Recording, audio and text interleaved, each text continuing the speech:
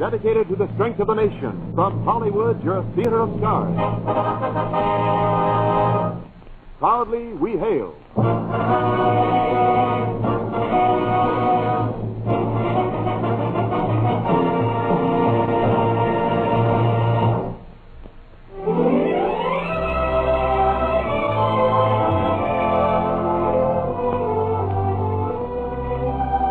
Yes, proudly we hail your theater of stars. Now here is your host, the well-known Hollywood showman, C.P. McGregor.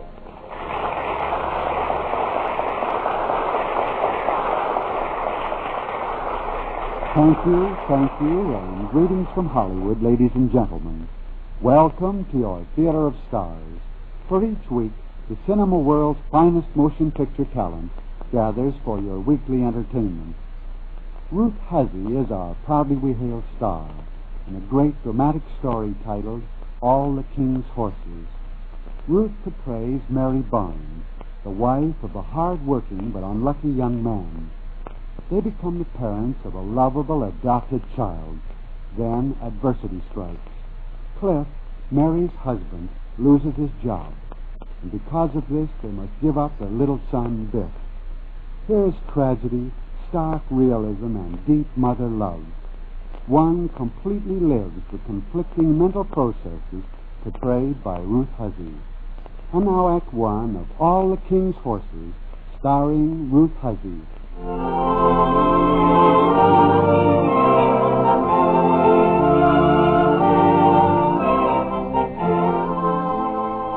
Mary Barnes, her husband Cliff, and their young son enjoyed living in the little white cottage on the outskirts of town.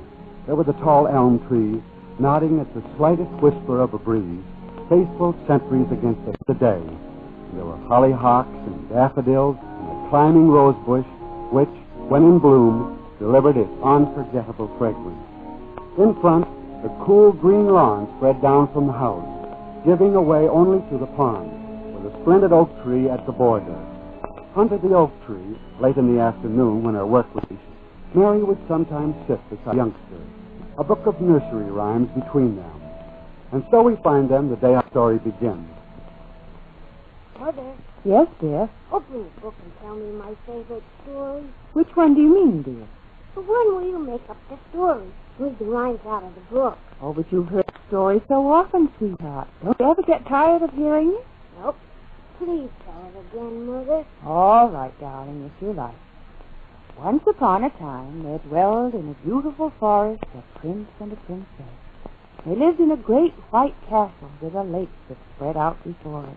Was the lake just like ours? Oh, my Lord, a king sire. Well, they were wonderfully happy, these two, for the prince was as handsome could be. And the princess, well, she wasn't so bad herself. And the prince and the princess had a beautiful little son. And his name was Biff. I always like it when you say his name is Biff. You do, huh? Uh-huh, because that's my name. But that's a very good name for a little prince. Prince Biff? What's wrong with it? Well, I suppose it's all right. But go on with the story, Mother. Well, now, they weren't always this happy, the prince and princess. For when they had first arrived at their kingdom, and long before the angels had sent them Prince Biff, the word began to spread of a huge dragon, threatening everything. Oh, yes, he was a terrible dragon, and he proclaimed trouble for everyone. Well, at that time, the prince and the princess were living in a less conspicuous castle. And one night, the princess was cooking his dinner when the prince returned home, preceded as always by quite a considerable fanfare of trumpets. Oh, quite a considerable fanfare indeed. Hello, darling. Oh, Claire. How about turning around from that stove and giving your very weary husband a kiss? I'd be happy to. Gee, Isla. Hey, does that Kennedy next door have to play that radio so loud? Kennedy! Kennedy, you're blasting us out of the building! A little better. Our neighbors wear their music so loud, don't they? Don't they? But come here to me, you. My lovely princess. Oh, darling. I'm sorry you're tired. Oh, it was a rugged day in more respects than one. Just before closing time, a customer came in. She made me drag out every shoe in the store. Had them stacked around me knee-deep. And you know what she says to me? Oh, do tell me what she says to you. She says, oh, I was just looking. Could you direct me to household appliances? I could have crowned her with the size 7 she wore on a 9-foot. Oh, you poor dear. And that's just part of it. Business is slow. Strangfield says if business doesn't improve, they're going to have to cut down. Oh? Yeah. You know where that puts me? Newest man in the department. Well, anyway, you wash up now, and I'll dish up dinner. Okay. Well, where are my slippers? They're in the hall closet where they belong. Oh, and bring my store. I'll need it if we sit out after dinner.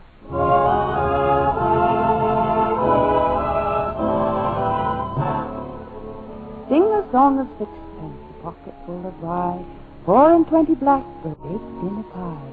When the pie was opened, the birds began to sing.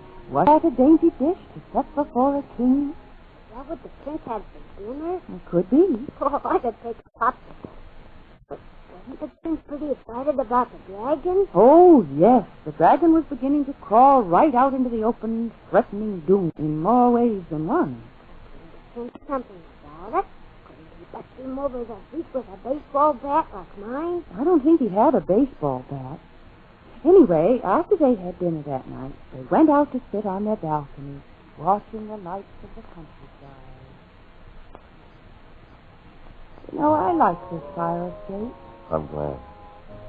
And you know, I can always tell when it's Monday. How? I can see the Empire State Building right over the top of Officer Murphy's night shirt. Oh, you. Hey. What? You. Me? Yes, you. Did you see the doctor today like you said you were going to? Uh-huh. Oh. What did he say now? Was he said he's afraid not.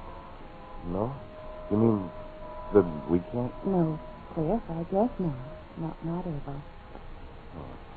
But, Cliff, when I was coming home on the subway, I got to thinking about something. What? We can still have our babies. They're adopting them every day. I bet we could find just the one we want. Well, I don't know. We'll have to think about it. Oh, but, Cliff, if we're ever going to have a baby, well, we could take our time, look carefully. It might even be better than having one of our own. We wouldn't know what our own would be like until it got here. In this way, well, we could tell beforehand. Well, do you know any place to go, Mary? I called the orphanage out at Englewood. They have a lot of babies. Couldn't you just take a little time off tomorrow and go with me? Oh, no, I couldn't do that. Not with things the way they are at the store. I wouldn't dare. Oh, of course. Oh, but say, the day after tomorrow's Sunday. That's right. Well, maybe they stay open for people like us. Well, they must. Oh, darling, I just can't wait till Sunday. 1,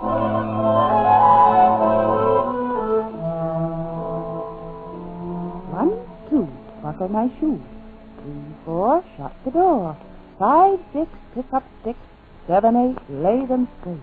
9, 10, a big fat hen. That's what that old dragon was by now, wasn't he? A big fat hen. Well, almost. They had him on the run. The prince buckled on his armor, grabbed his longest spear, saddled up his white charger, and with the princess riding beside him, set off to do away with the dragon once and for all. Yes, indeed, once and for all.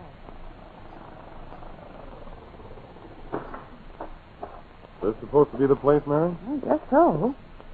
That's what it says on the door. Well, then, where is somebody? And where do they keep the babies? There's a sign on the desk there, Claire. Oh, yeah. Ring bell for attendance. Guess I better ring it, huh? Mm-hmm.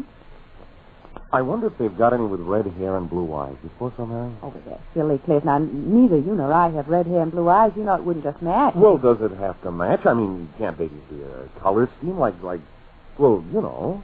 And besides, if he has red hair, he'll have spunk. Maybe he'll be able to lick some of the kids when he grows up and go to school, maybe. Clifford Barnes, if you think we're going to raise our baby to be a prize fighter, you can just think again. I won't have him coming home from school with his clothes all torn and black eyes. Well, he's got to defend himself, hasn't he? He can't let himself be walked all over. Is there something I can do for you, please? What? I said, is there something I can do for you? Oh, is there... Yes.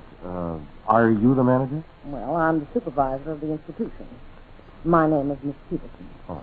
Well, we'd like to look at some babies. Some with red hair and blue eyes. We don't either. We prefer something in brownish hair, more like ours is. I'm afraid I don't quite understand. We want to adopt a baby, a boy baby. Oh, see. One that's intelligent and has a good disposition. And housebroken. Well, I don't seem to recall having received an application from you. Now, what is your name, please? Barnes. Mr. and Mrs. Clifford Barnes. What do you mean, application? We just want to adopt a baby. Oh, well, I'm afraid you have the wrong impression about adoption, Mr. Barnes. You see, it's quite necessary to make a formal application and have our investigators check your qualifications, your ability to raise a baby, and to take care of it, your financial responsibility. That sounds like a lot of stuff to go through. Well, when all it means is an extra quart of milk a day and maybe a couple of dozen of those three-cornered doodads. Now, if you people would care to come into my office, I'll be glad to explain the whole thing to you and give you an application form. Oh, yes, thank you. We'd like to do that. Well, yes, we would. But I didn't realize there was such a routine to go through. Quiet, darling. These babies are very particular with whom they associate. And so that's where they found young Prince Biff, out in the forest under a cabbage leaf. What about the dragon? Isn't the big prince conquered yet? Not yet. He seemed to have disappeared. Both the prince and the princess had every reason to believe that the dragon was all washed up. Yes, all washed up. He's asleep now. Don't move him. Well, is he a rugged little cookie? Oh, he's beautiful. You should see him whip that rattle around. He's going to be a ball player. But don't bring home any baseballs. Not yet. You like the name, Biff? Yes, yes, I like it. Come now, let's close the door. Oh, Cliff, I'm so happy with our baby. I know you are. Our baby, Cliff. I still can't believe it. I can't either. It's almost like everything's the beginning again. The starting anew. In one respect, it certainly has worked out that way. Well, what is it, Cliff? I don't mean to concern you. You know I didn't like my job. Oh, Cliff. Mr. Angfield gave me my walking papers today. Oh, Cliff, no. No. Don't be alarmed. I'll find something else. Something I like much better. I know I will. Well, you've got to, Cliff. They won't let us keep this if you don't. You've just got to.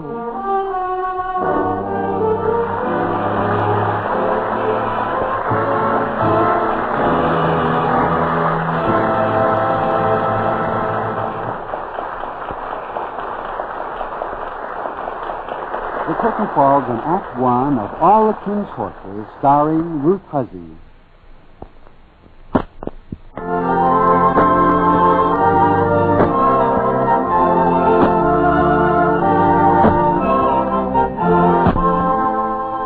The curtain rises on Act Two of our starring Ruth Huzzy as Mary Barnes. We're back sitting by the pond, nursery rhymes open on her lap. Oh, that old dragon. Yes, indeed. He was getting had to be done away with. Oh, he had to be done away with. Oh, he's fine, dear. Nope. I've been tramping until I'm blue in the face. There isn't a job to be had in this town. Oh, darling, what are we going to do? They'll take him away from us. They can't take him away from us, Mary. But, Cliff, our year's probation's up tomorrow, and we have to go and see the judge. If we haven't any income, you know what Miss Peterson said. That woman. I know what she said, but they're not going to take him away from us. They can't. Cliff, I'm afraid. I'd just die if they did. Don't worry, darling. Is there something we could have for lunch? I've got to get out again and see what I can find. I spent $1 this morning for food for the baby. You've only $2 left. Well, not awfully hungry anyway. I'm going out again, darling. I'll see you tonight. Old Mother Hubbard hasn't anything on us, has she? Old Mother Hubbard, she went to the cupboard to fetch her poor dog a bone. And when she got there, the cupboard was there. And so her poor dog had none. The prince and princess had nothing to eat. Well, almost nothing. But they didn't lose heart. They kept trying to find a way to trap the dragon and destroy him. For now it meant so much to them because the little boy prince they found under the cabbage leaf was growing up. Oh, they didn't lose heart. Won't you sit down, Mrs. Barnes? Thank you. Here are the papers, Judge Adams. Oh, yes. Your husband didn't come down with you? No, he was unable to get down. Well, now let's see. You're still at the same address? Yes, we are. Age, your husband's age. Mm-hmm. Oh, you evidently forgot to fill in this income bracket. I'll fill it in for you. What is your income, Mrs. Barnes? Our income? Yes. Oh, well, that's what I wanted to tell you about. You see, Judge, at the moment, well, we haven't any income. My husband lost his job about a month ago, but he expects to have another one right away. That's why he didn't come down today. By right away, how soon do you mean, Mrs. Barnes? Well, Does your husband have a job in mind, one that's promised? Well, no, sir, he hasn't, but, well, I'm sure he'll be able to find something right away. Mrs. Barnes, Yes, sir. Miss Peterson must have told you. The prime requisite of adoption is that you must have an income sufficient to support the adopted baby. You state you have no income. Now, have you any definite idea as to when you will have an income? Well, I know, Your Honor, but... The law dictates my course of action, Mrs. Barnes. I have no alternative but to refuse the adoption. You mean take the baby away from us? That's what I mean. But you can't do that. My husband will find a job. His sort of people don't stay out of jobs very long. That isn't the question, Mrs. Barnes. Well, the question is that you want to take our baby merely because at the moment my husband's out of a job. Like it was a repossession of some sort. Like we couldn't pay for the radio or refrigerator or automobile.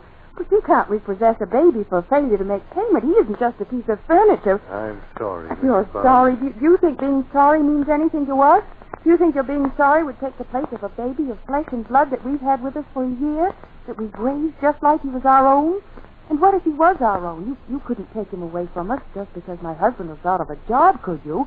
Well, he is our own, just as much as if he'd been born to us. Well, we couldn't love him any more than we do. May I remind you that you're talking to a judge, and that what I'm doing happens to be the law. And may I remind you that you're talking to a mother, and the law I'm talking about's a darn sight deeper than that any bunch of stuffed shirts can get together and think up. It's a law that says my husband and I love our baby, and he loves us. We're the only parents he's ever known, and you know nobody else has the right to take him away from us. God, give us a chance to show you. Please give us a chance. Well, the best I can do is this. I'll give you an extension of 1 week.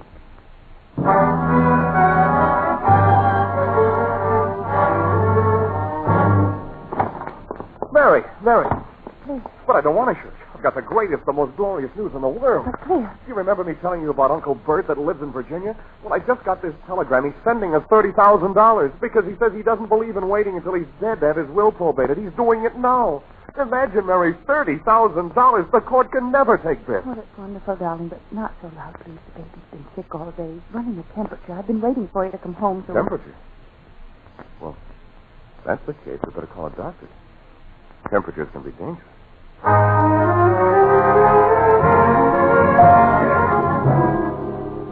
go see this now, Doctor? Yes, Mr. Barnes, but before you go in, I'd better warn you. Well, he isn't worse. No, Mrs. Barnes, not worse. Oh, thank heaven for that. Please. I hate to be the one who has to inform you. Your little boy has passed away. Oh, no. Doctor. Oh, no.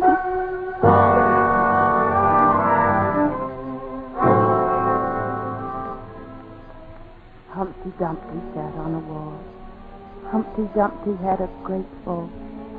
And all the king's horses and all the king's men couldn't put Humpty Dumpty together again. You must like Humpty Dumpty, Mother. Why, dear? Well, when you get to this part of the story, you always cry. Maybe you just tell it so good it's kind of good. Maybe so. Don't tell it so good next time. Well, with Humpty Dumpty gone, what did the prince decide to do about the dragon man? Well, the prince almost gave up on that dragon, he did. It was a very critical time in the kingdom. The prince was just about ready to turn everything over to the dragon. Just about ready. Cliff? What? Cliff, it's 3 o'clock. You've got to get some rest. I can't sleep. I just can't sleep. Oh, but Cliff. The court wanted to take him away from us. And we licked that almost like a miracle. Only to have... Oh, Mary. Please. Yesterday, he asked me for a Shetland pony. I couldn't buy him a picture of one. Today I could buy him a dozen. Mary, we got to get out of here. You're right, Cliff.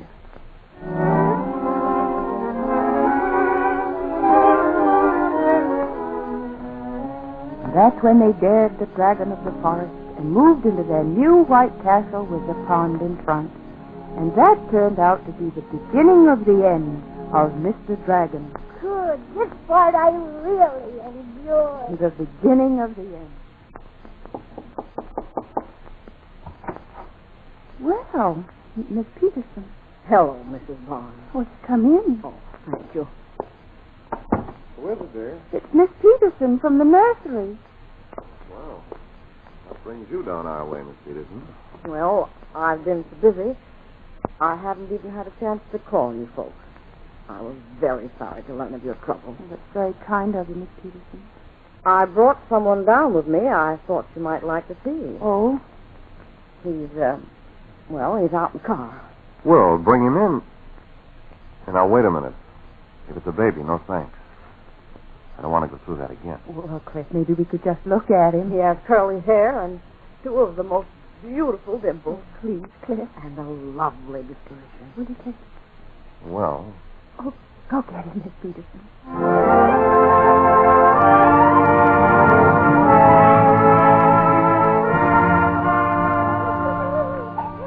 Oh, he's adorable, Miss Peterson. Don't you think so, Clint? oh, he's a noisy little character. Wow, look at him swing that arm around, just like Biff used to. Oh, here. You hold him, Mrs. Bond. Oh, may I? Of course. Well, he seems to like you. Who wouldn't? Almost seems as if he belongs. Oh, do you think he does, Cliff, does he? Well, guess he does, eh? I guess our new son does.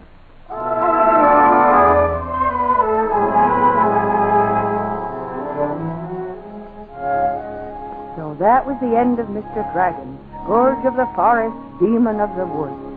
Nevermore did he see the light of day. And the prince and the princess and young Prince Biff lived happily ever after. You didn't tell me how the prince killed the dragon. Oh, I can't tell you now. Here comes your father up the path. Oh, but you must. You always surprise me with the ending. Well, I'll tell you then. The prince got out a giant mirror and placed it before the dragon. And when the dragon looked into it, he dropped dead of disappointment. Oh, that was terrific, Mother. There's your father. Hello, sweetheart. Hiya, Biff. Hey, Dad, let me tell you what happened to the dragon this time.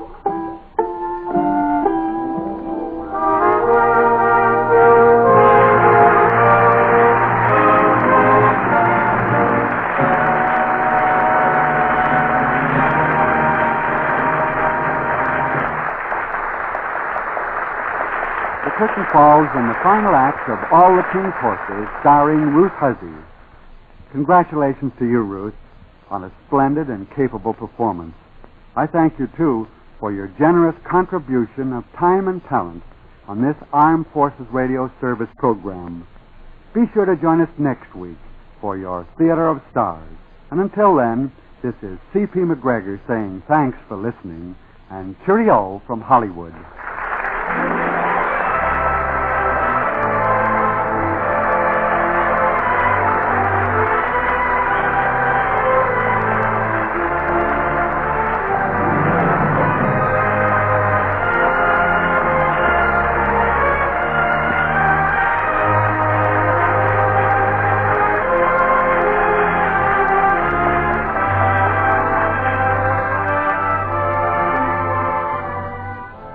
Proudly We Hail is a presentation of United States Armed Forces Radio Service, the voice of information and education.